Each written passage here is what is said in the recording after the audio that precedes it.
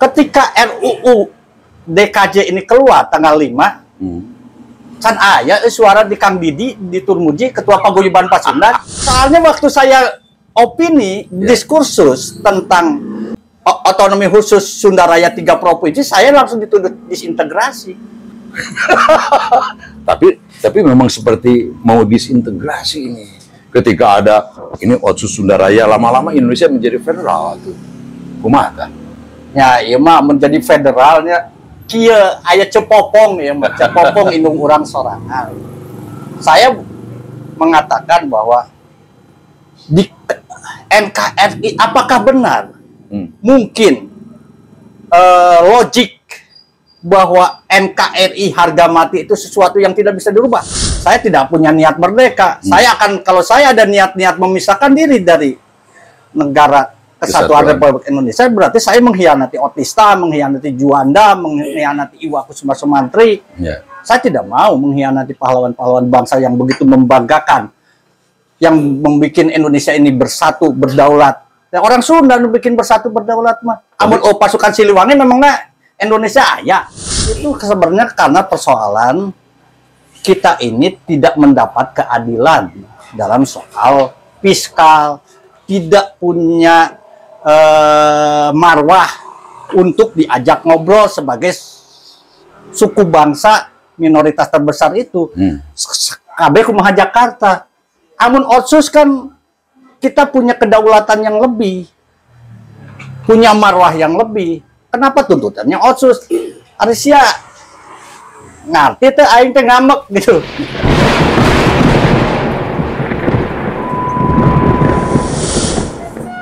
Assalamualaikum warahmatullahi wabarakatuh. Kembali bertemu dengan saya Benny Safaat Stories, dan saya akan berbagi cerita tentang sesuatu yang menarik. Dan seperti biasa, kami akan mengangkat sebuah tema yang menjadi buah bibir di kalangan masyarakat. Dan hari ini podcast saya, studio alam saya ini digeruduk oleh Kang Andri Kanta Prawira yang Presiden Gervis masalah RUU DKJ. Ada apakah gerangan dengan RUU DKJ atau Dewan Daerah Khusus Jakarta. Daerah Khusus Dewan Kesenian Jakarta. Daerah Khusus Jakarta. Ada apa dengan Daerah Khusus Jakarta ini, Kang Andri? Ya, sebenarnya bukan sesuatu yang baru sih ya, bahwa setelah ibu kota negara pindah ke IKN, Jakarta kan bukan ibu kota negara lagi, dan mereka mengusulkan untuk menjadi daerah khusus. Gitu. Ya, karena kan Jakarta merupakan sebuah pusat metropolitan, pusat pertumbuhan, pusat ekonomi nasional.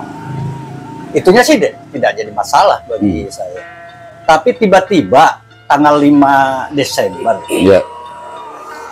bahwa RUU ini sudah jadi, draftnya udah masuk ke proses legislasi, tinggal pembahasan lebih lanjut. Yang rame di publik adalah ketika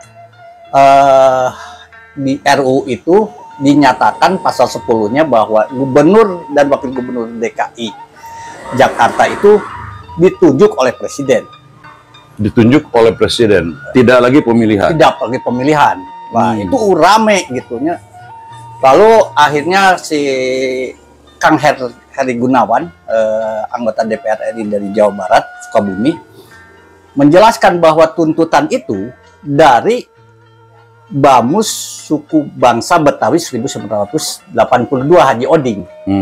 Bukan saya yang mengusulkan, karena itu aspirasi kan gitu. Ya, tapi saya melihatnya tidak sebagai, kalau orang langsung reaktif ini apa-apaan kan gitu.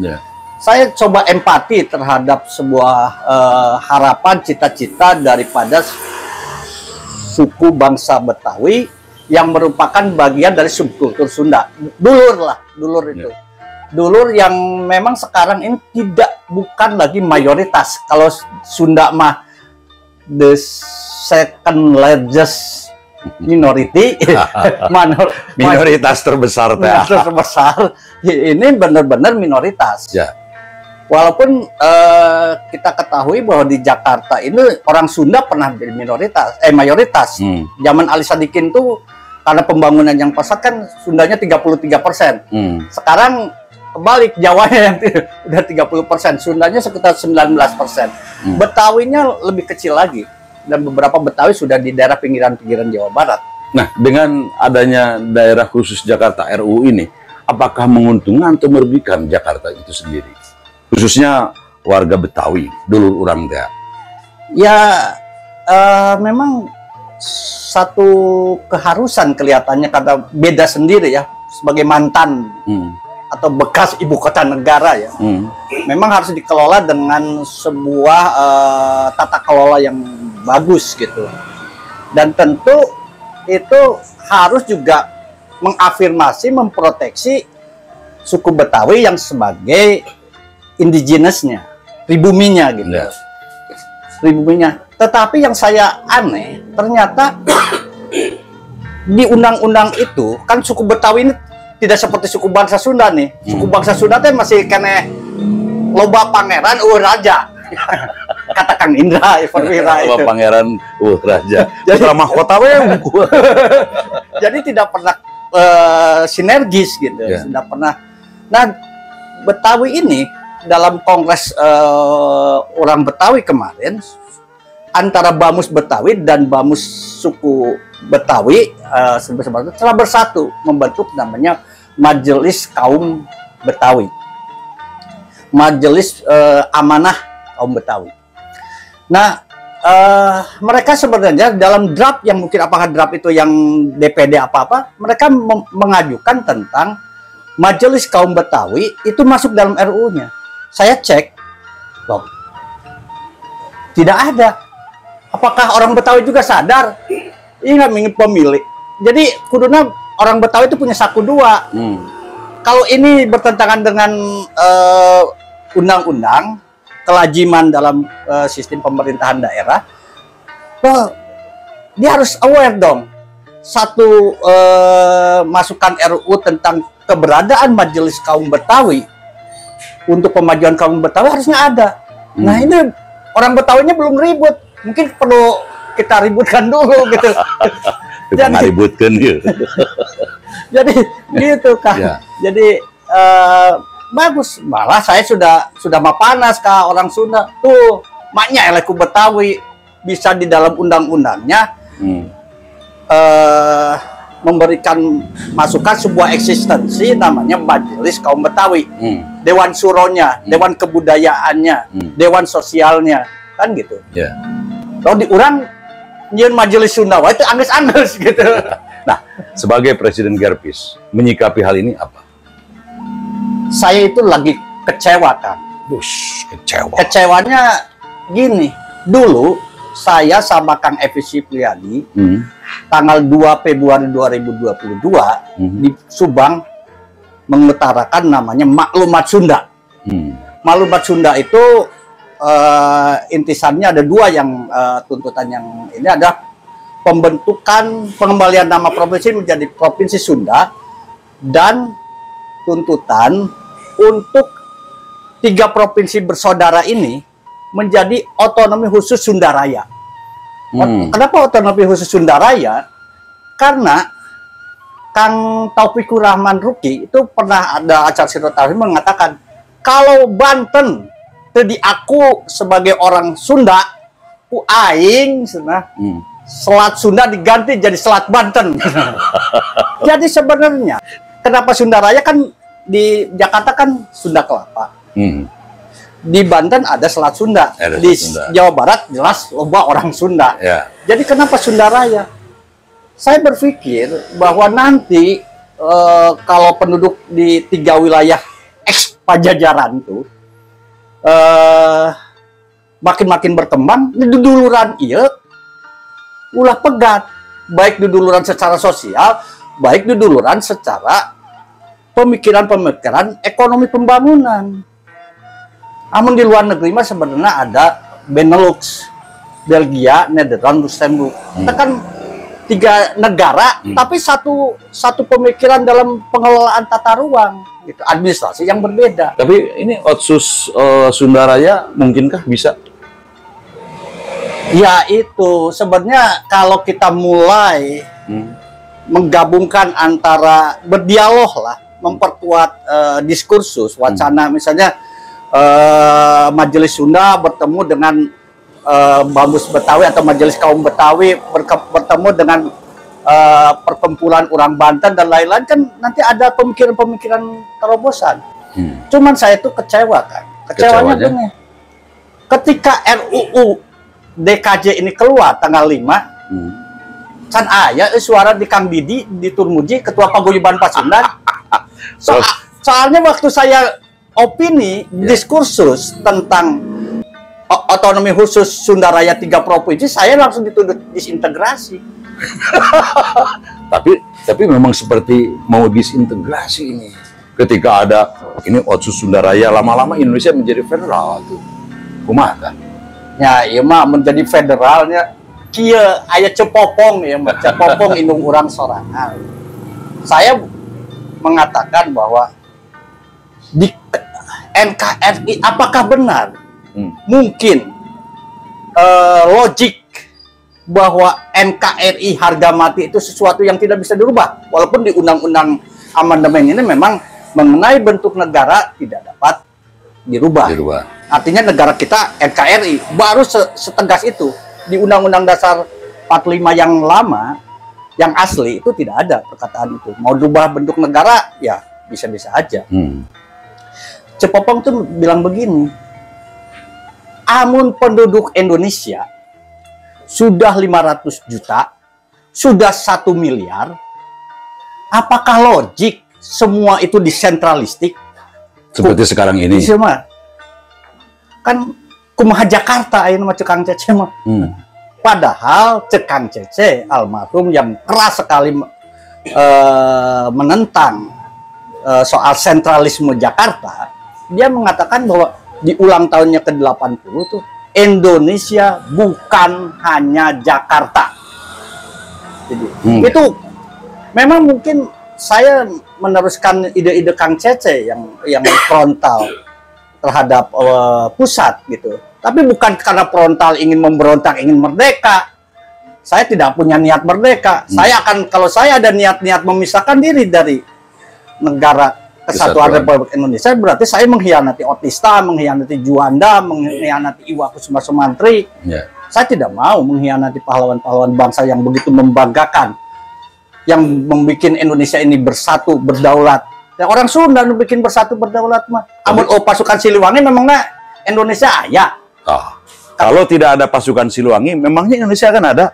Enggak ada kan katu. Presiden jatuh sama pemberontakan PKI. Ya.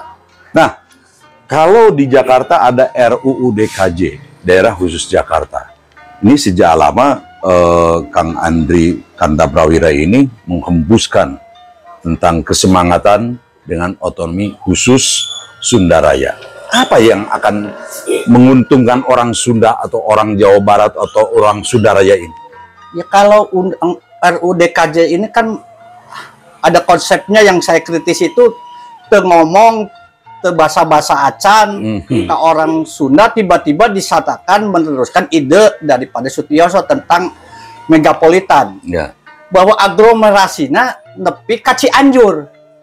Kan Cianjur teh kan aya Cidaun, lain Cianjur teh lain Cipanas. Lain Puncak Pungkul. Lain Puncak Pungkul. Jadi kalau itu di satu kesatuan ruang, walaupun itu nantinya harus ada perencanaan teknokratik tentang rencana induk pembangunan wilayah masing-masing itu, yang ngomong heula tuh. Ya teh arek naon, arti jadi kenaon. 3 wilayah ini dengan senternya di Jakarta, 3 provinsi ya. Tapi kabupaten itu mah provinsi, Jakarta mah ya mah kabupaten urang kan, Kabupaten Bogor, Bekasi, Cianjur kan, Depok kan gitu ya. Itu kan diambil. Terus yang itu Tangerang kan gitu ya. Diambil sama disedot lah. Harus membantu permasalahan Jakarta. Kan gitu. Padahal Jakarta itu adalah anak yang kita lahirkan, anak yang kita berikan untuk menjadi ibu kota negara, asalnya masa cuy yang Jakarta pusat unggul, gede, tiba-tiba kabeh orang tuh kudu nulungan Jakarta we, jadi tak-takna Jakarta we. Lah, ini kan harus kita pikirkan bersama. Maksud saya mengkritisi ketika Paguyuban Pasundan, Ridwan Kamil bereaksi terhadap hal itu, bukan karena saya mempunyai kesempatan kesal di utara, kan enggak. Saya ingin Paguyuban Pasundan yang katanya, Kang, Pak Didi selalu membanggakan Unpas adalah satu-satunya universitas yang profesional lebih loba di Unpad oge. Berarti kan kalau dia membanggakan gitu tuh harus ada sumbangsih pemikiran kecendekiawanannya dong. Gitu. Apalagi Paguyuban Pasundan kan organisasi paling tua, kedaerahan yang paling tua, sudah 100 tahun lebih. Tapi pemikiran-pemikiran dari sumber daya manusia untuk pembangunan ini Jawa Barat gimana? Untuk merespon Arika kandidat Jelman lain sasaha, hanya berwacana ini menges RUU.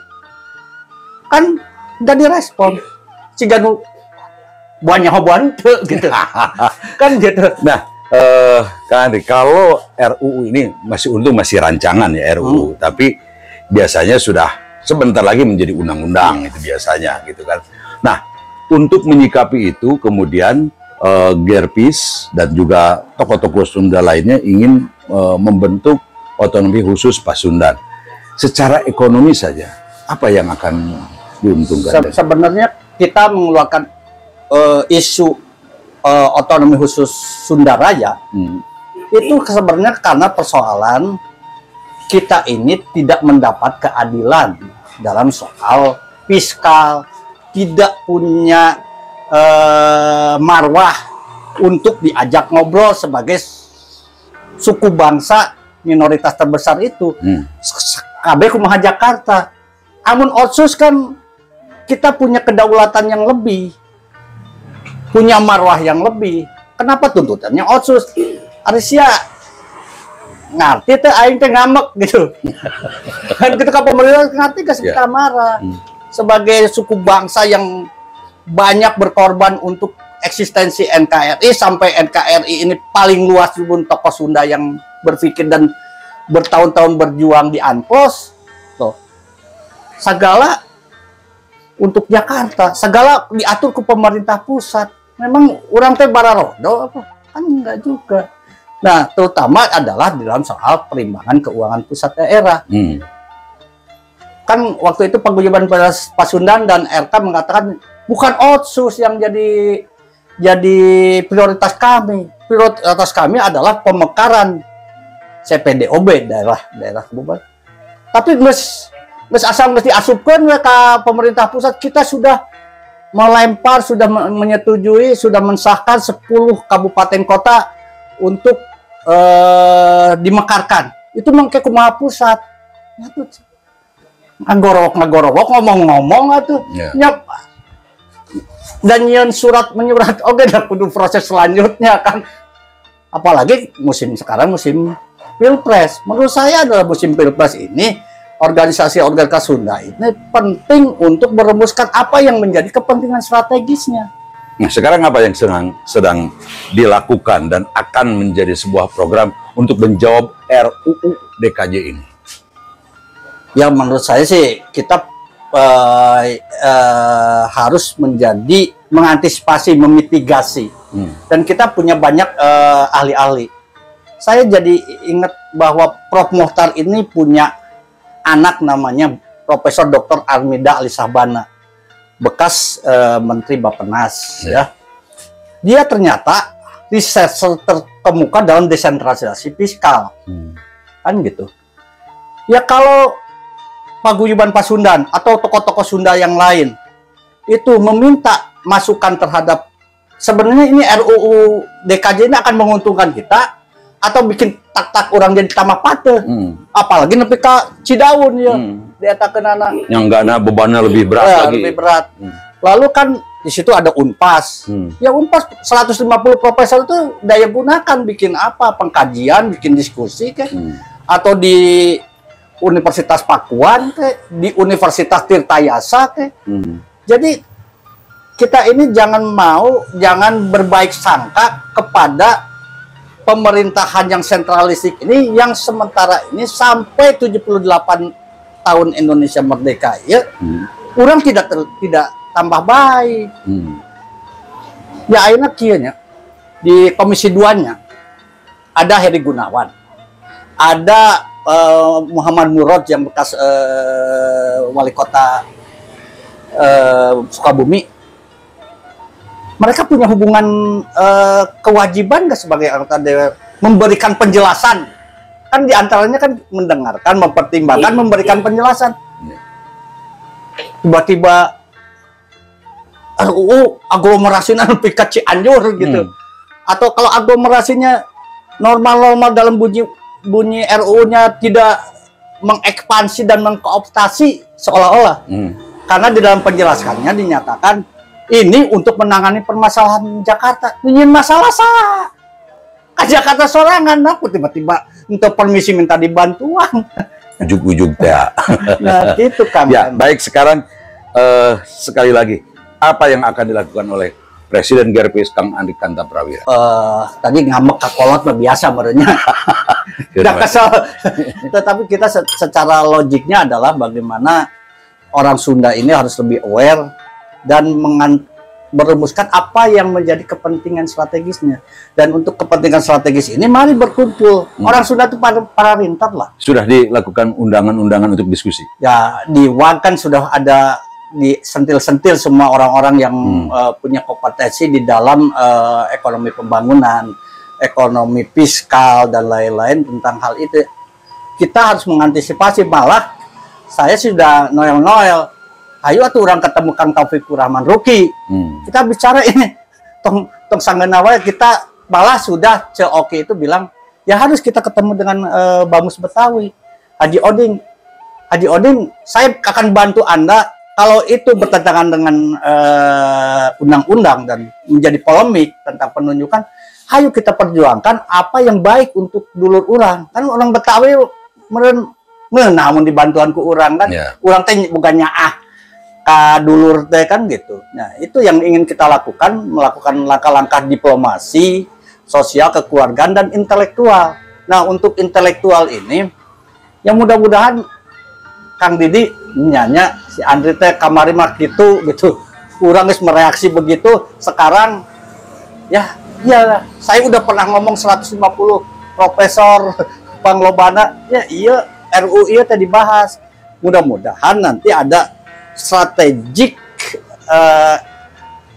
ekonomi strategik dan ekonomi resiko gitu, strategic and risk management gitu. Jadi di awal kita mitigasi, jangan sampai nanti karena kesedot oleh Jakarta sebagai pusat pertumbuhan, wilayah-wilayah yang memang harus didukung untuk daya dukung ekologis ya juga dirusak karena kita kan Jakarta yang menyedot, mereka lebih kuat magnetnya gitu. Ya, baik. Gitu kan. Ya, itulah gara-gara RUU DKJ Kang Andri Kanta Prawira menggeruduk podcast saya, Beni Safaat Stories di sini. Nah, kita tinggal menunggu bagaimana reaksi para akademisi Pasundan, kemudian tokoh-tokoh seniman dan budayawan Pasundan, para ekonom Pasundan, dan juga pemuda-pemuda lainnya lah yang ada di Sunda. Dari kumaha upami RUU ini benar-benar sudah menjadi undang-undang DKJ ini yang aglomerasinya sampai ke Cianjur ya. Sementara Cianjur ini harusnya sudah menjadi dua bagian, Cianjur Selatan dan Cianjur Utara kan. Cianjur Selatan itu sampai Sindang Barang. Itu sekarang sudah mulai seksi dengan pariwisatanya dan lain sebagainya, hasil hutannya dan lain sebagainya. Utara dengan pariwisatanya dan lain sebagainya, ekonominya, pertumbuhan perdagangannya. Apakah ini akan menjadi Kang Andri Dama jadi pundaknya Jakarta yang kini sudah bukan lagi ibu kota negara ya? Nah, baik, kita tunggu bagaimana petakna orang Sunda deh. Apakah cicing wae? Kita tunggu. Wassalamualaikum warahmatullahi wabarakatuh. Waalaikumsalam warahmatullahi wabarakatuh.